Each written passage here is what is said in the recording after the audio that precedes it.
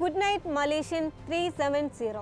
35,000 അടി ഉയരത്തിൽ നിന്നുള്ള 6 വാക്കുകൾ അവസാനിച്ച ആ സന്ദേശമായിരുന്നു മലേഷ്യൻ എയർലൈൻസിന്റെ ബോയിങ് 777 MH370 എന്ന വിമാനത്തിൽ നിന്ന് അവസാനമായി ലോകം കേട്ടത്. 2014 മാർച്ച് 8 പുലർച്ചെ 12:41 മലേഷ്യയിലെ ക്വാലാലംപൂരിൽ നിന്ന് ബീജിംഗിലേക്ക് പുറപ്പെട്ടതായിരുന്നു ആ വിമാനം. 10 വർഷത്തിന്റെ ദൈർഘ്യമുണ്ട് വൈമാനികർ ഉൾപ്പെടെ 239 യാത്രക്കാരുമായി ആകാശത്ത് നിന്ന് അപ്രത്യക്ഷമായ വിമാനം എവിടെ എന്ന ചോദ്യത്തിന് ഇപ്പോഴും ലോകം അന്വേഷിച്ചുകൊണ്ടിരിക്കുകയാണ്. അപ്രത്യക്ഷമായ മനുഷ്യർക്കും ആ വിമാനത്തിനുമായി 6 മണിക്കൂർ ദൂരമായിരുന്നു ആ വിമാനത്തിന് താണ്ടാനുണ്ടായിരുന്നത്. എന്നാൽ യാത്ര മുടങ്ങി. 3/4 മണിക്കൂറിനകം എയർ ട്രാഫിക് സംവിധാനവുമായി ബന്ധം മുറിഞ്ഞ് വിമാനം അപ്രത്യക്ഷമായി. ശാന്തമായ കാലാവസ്ഥയിലായിരുന്നു വിമാനത്തിന്റെ അപ്രത്യക്ഷമാകൽ എന്നതാണ് വൈമാനിക ലോകത്തെ ആശങ്കയിലാക്കുന്നത്. പലതരം കഥകൾ അന്തരീക്ഷത്തിൽ പിന്നീട് തെളിഞ്ഞു വന്നു. റാഞ്ചിയതാണെന്നും തകർന്നു വീണതാണെന്നും തകർത്തതാണെന്നുമെല്ലാമായിരുന്നു അത്. എന്നാൽ ഒന്നിനും ആധികാരികമായ തെളിവൊന്നും നൽകാനില്ലായിരുന്നു. വിമാനത്തിന് എന്ത് പറ്റി? ആരെങ്കിലും റാഞ്ചിയതാണോ? എന്തിനാകും റാഞ്ചിയത്? അതോ തകർന്നു വീണതാണോ?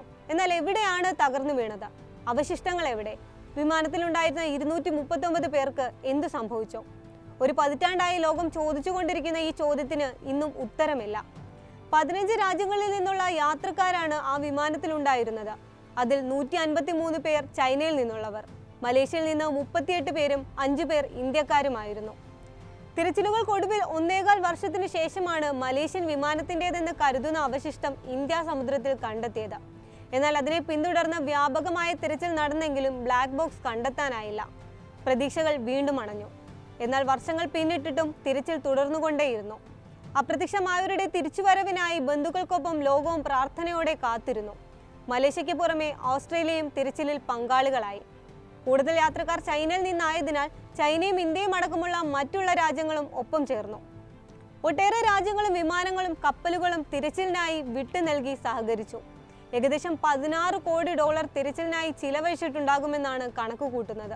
വിമാനയാത്രാ ചരിത്രത്തിൽ തന്നെയും ഇത്രയും വ്യാപകവും ചെലവേറിയതുമായ തിരച്ചിൽ മുൻപുണ്ടായിട്ടില്ലെന്നാണ് വിലയിരുത്തുന്നത്. 3 വർഷത്തെ തിരച്ചിലിനൊടുവിൽ ഇനിയും അത് തുടരുന്നതിൽ അർത്ഥമില്ലെന്നു കണ്ട് 2017 തിരച്ചിൽ താൽക്കാലികമായി അവസാനിപ്പിച്ചു. വിമാനത്തിന്റെ പ്രധാന ഭാഗങ്ങൾ കിട്ടിയാൽ മാത്രം പ്രതിഫലം നൽകിയാൽ മതിയെന്ന കരാറിൽ മാഷിൻ ഇൻഫിനിറ്റ് എന്ന അമേരിക്കൻ കമ്പനി പിന്നീട് തിരച്ചിൽ ഏറ്റെടുത്തെങ്കിലും ശുഭവാർത്തകളൊന്നും അവർക്കും നൽകാനായില്ല. കരാർ അവസാനിച്ചെങ്കിലും കാണാതായവരുടെ ബന്ധുക്കൾ നൽകിയ അപേക്ഷ പരിഗണിച്ച് വീണ്ടും അവരെ തന്നെ തിരച്ചിൽ ചുമതല ഏൽപ്പിച്ചു. കാണാതായ വിമാനം വീണ്ടും തിരച്ചിൽ നടത്തിയാൽ ഉടൻ കണ്ടെത്താനാകുമെന്ന് അവകാശപ്പെട്ട് 2023 ഡിസംബറിൽ വ്യോമയാന വിദഗ്ധർ രംഗത്തെത്തിയിരുന്നു. എയ്റോസ്പേസ് വിദഗ്ധരായ Jean Luc Marchand, pilot Patrick Blelly എന്നിവരാണ് വീണ്ടും തിരച്ചിൽ ആരംഭിച്ചാൽ വിമാനം കണ്ടെത്താനാകുമെന്ന് പറഞ്ഞത്.